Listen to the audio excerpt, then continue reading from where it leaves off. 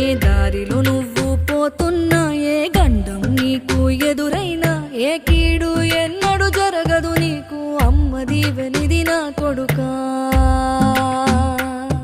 ఈ దిక్కులు నీతో కదిలేను, ఆ చుక్కలి దిష్టి తీసేను, ఏ గాలి ధూళి సోకదు నిన్ను, అమ్మ దీవెనిది నా కొడుకా. ఏ పిడుగుల చప్పుడు వినపడినా, ఏ బూచోడి